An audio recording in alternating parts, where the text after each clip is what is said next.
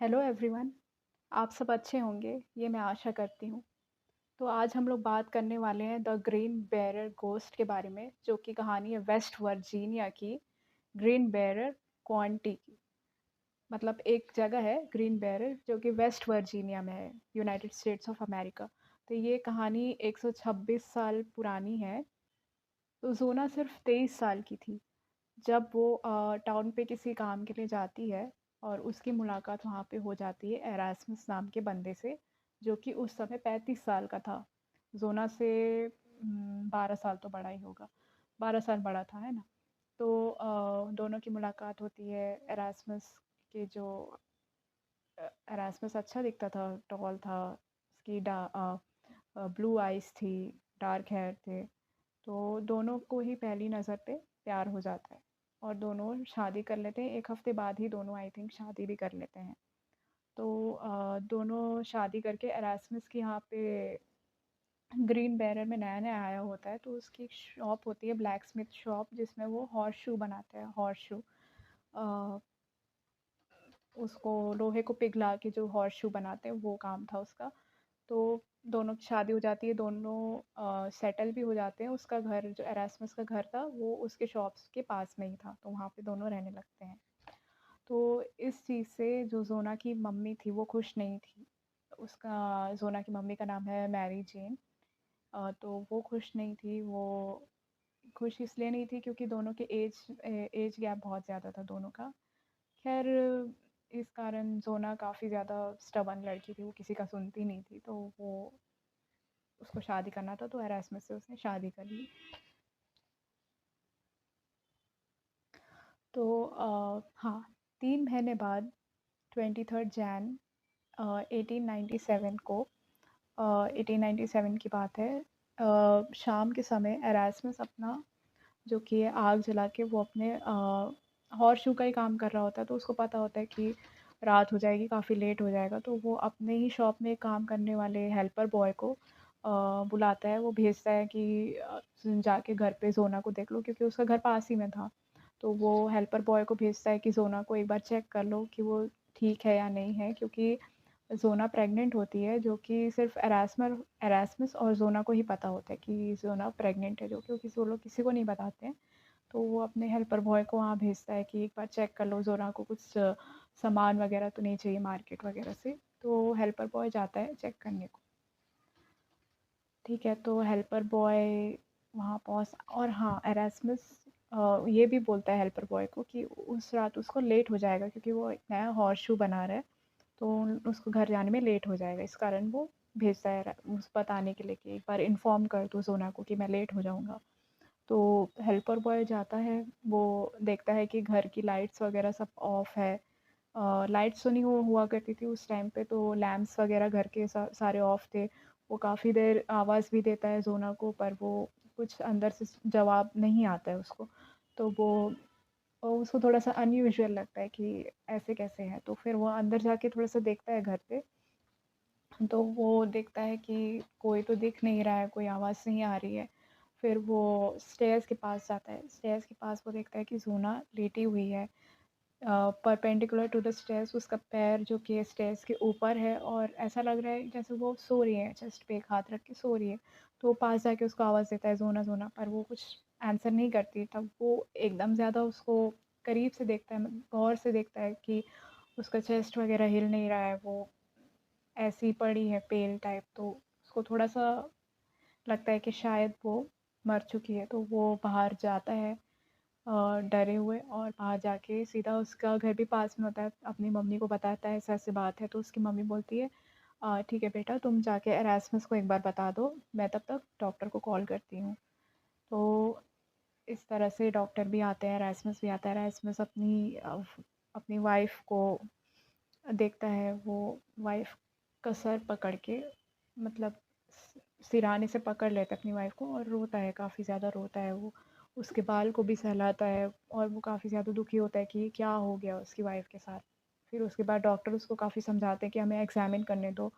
तो doctor examine करते हैं। उसमें डॉक्टर, उस समय तो ज़्यादा मेडिकल उतना वो नहीं था, ग्रो नहीं हुआ था मेडिकल जो है जो पोस्टमार्टम होता था या एग्ज़ामिन होता था अ, उतना नहीं कर पाते थे, तो उसको as a heart attack he rule out कर दिया।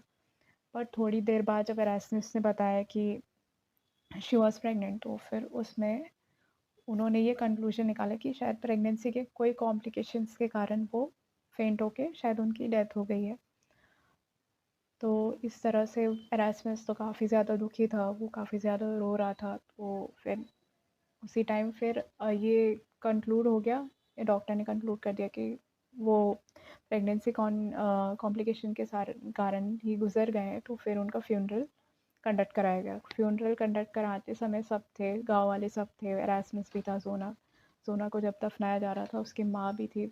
सब एरास्मस बहुत ज़्यादा रो रहा था, लेकिन उसकी माँ जो थी वो अ, दुखी तो नहीं थी, कह सकते हैं दुखी नहीं थी, बट वो एक ही चीज़ था कि वो एरास्मस को काफ़ी ज़्यादा गंदी तरह से देख रही थी, बहुत ही ज़्यादा हेट्रेट, बहुत ही ज़्यादा गुस्से में देख रही थी एरास्मस की तरफ। और वो दुखी बिल्कुल नहीं थी और वो फ्यूनरल से बस चली गई। तब एरास्मस ने जैसे ही ज़ोना को दफनाया जा रहा था, उसने उसके नेक पे उसका फेवरेट स्कार्फ मतलब डाल दिया और फिर उसको दफना दिया। उसके बाद मैरी जेन जो थी ज़ोना की माँ, वो अपने घर गई। वो काफ़ी ज़्यादा दुखी थी, उसको थोड़ा-सा अजीब लग रहा था कि ऐसे कैसे उसकी बेटी जो है अचानक से गुज़र गई है। तो वो मतलब उससे डॉक्टर के उससे सैटिस्फाई नहीं थी कि अचानक से कैसे उसकी बेटी जो कि गुज़र सकती है। तो वो जाके प्रेयर करती है, घर पे प्रेयर करती है कि कुछ तो आंसर उसको मिले अपनी बेटी से या किसी से। तो वो काफ़ी ज़्यादा प्रेयर करती है और फिर एक रात उसकी बेटी अ, उसकी बेटी का फिगर उसको दिखता है। और हाँ, इसमें ये एक इम्पॉर्टेंट बात है कि वो सपना नहीं देख रही थी, वो नींद में नहीं थी, वो पूरी तरह होश में थी और उसने ज़ोना का फिगर देखा अपने सामने। तो वो उसे देखती है, ब्लैक ड्रेस में थी ज़ोना। ज़ोना काफ़ी ज़्यादा डरावनी लग रही थी, उसका बाल पूरा खुला हुआ था और उसका स्किन पूरा पेल था और काफ़ी ज़्यादा वो डरावनी लग रही थी और वो अपनी माँ मैरी जेन की तरफ पूरा घूर रही थी। पर मैरी जेन थोड़ा-सा हिम्मत जुटा के, नहीं, उसे पता करना था आखिर हुआ क्या है। तो मैरी जेन हिम्मत करके पूछती अपनी बेटी से कि मुझे बताओ कि तुम्हारे साथ क्या हुआ है? तुम अचानक कैसे हमको छोड़ के चली गई? तो मैरी जेन जैसे ही मुँह खोलती है, उसके मुँह से बहुत सारा डर्ट बाहर आता है, बहुत सारा डर्ट बाहर आता है और उसके बाद वो बताती है कि एरास्मस जैसा दिखता है वो वैसा बिल्कुल नहीं है। सबको वो दिखता था कि बहुत ज़्यादा केयरिंग है, बहुत ज़्यादा प्यार करने वाला पति है, पर असल में एरास्मस बहुत ज़्यादा गुस्सैल था। उसे छोटी-छोटी बातों में गुस्सा आता था और छोटी-छोटी बातों में गुस्सा होके सोना से मारपीट भी करता था, उसको टॉर्चर बहुत ज़्यादा करता था। तो उस शाम को, जिस शाम को उसे डिस्कवर किया गया ज़ोना को कि वो मरी हुई है, उस शाम को पहले ही वो एरास्मस घर पे आया था। उसने खाना देखा, उसे खाना पसंद नहीं आया क्योंकि ज़ोना ने कुछ वेजिटेबल्स बनाई थी, बट एरास्मस को मीट चाहिए था। तो एरास्मस को मीट चाहिए था पर बना था वेजिटेबल, तो वो काफ़ी ज़्यादा गुस्सा हुआ, उसने उस पर चिल्लाया और सोना ने फिर भी कहा कि रुको, मैं तुम्हारे लिए मीट भी बना दूँगी, तुम शांत हो जाओ थोड़ा-सा। बट एरास्मस बहुत ज़्यादा गुस्से में था और उसने ज़ोना को गले से पकड़ के उसे ऊपर उठा दिया।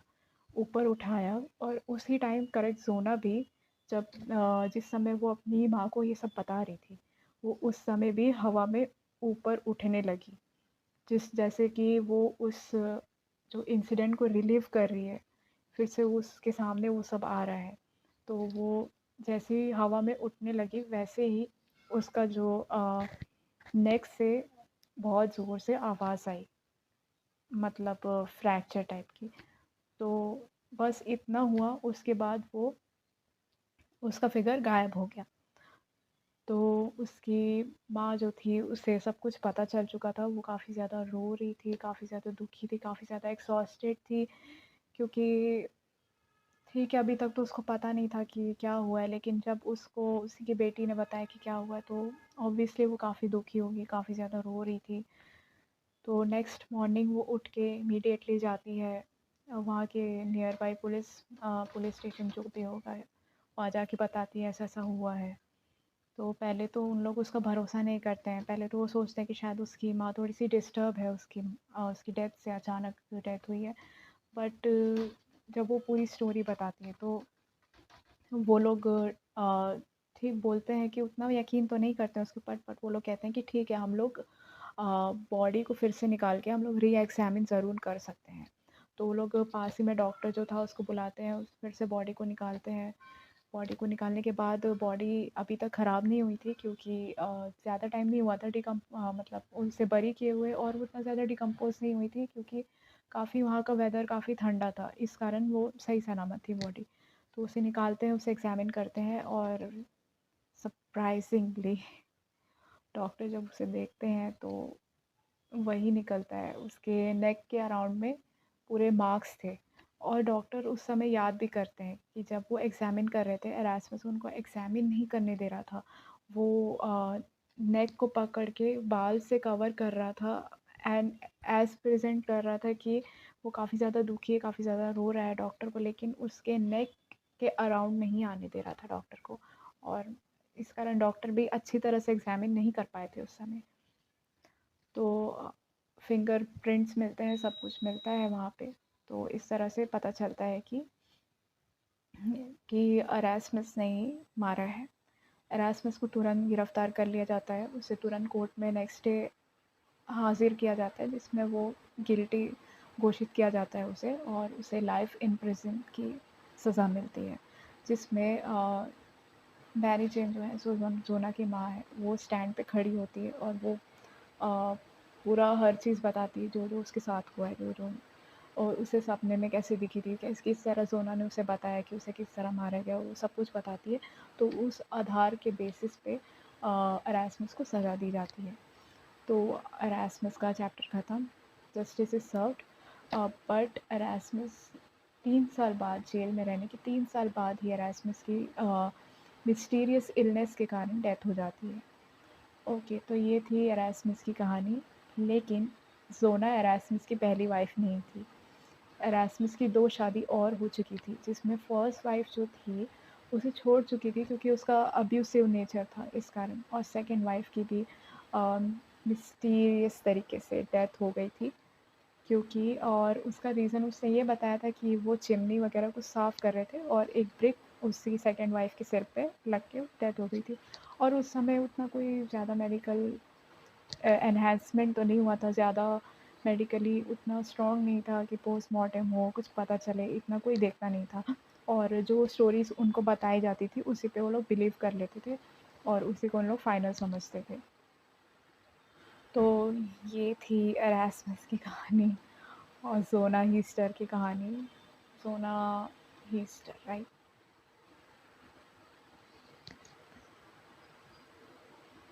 जोना Hister shoe, Erasmus shoe, that's why he means shoe, horse शू।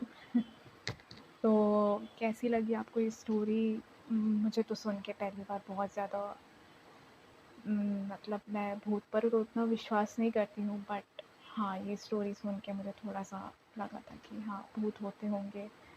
और इसके बाद जोना का भूत फिर कभी नहीं दिखा, और जोना की माँ मैरी जेन भी कुछ सालों बाद गुज़र गई थी, तो उतना कुछ वो हुआ नहीं, उसका वहीं क्या मतलब ख़त्म हो गया जोना का जो भी था। तो कैसी लगी आपको ये स्टोरी? और भी स्टोरीज़ आप सुनना चाहते हैं तो प्लीज़ मेरे वीडियो को लाइक कीजिए, कमेंट कीजिए नीचे, और ऐसी बढ़िया स्टोरीज़ मैं आपके सामने लाती रहूँगी। तब तक के लिए बाय बाय।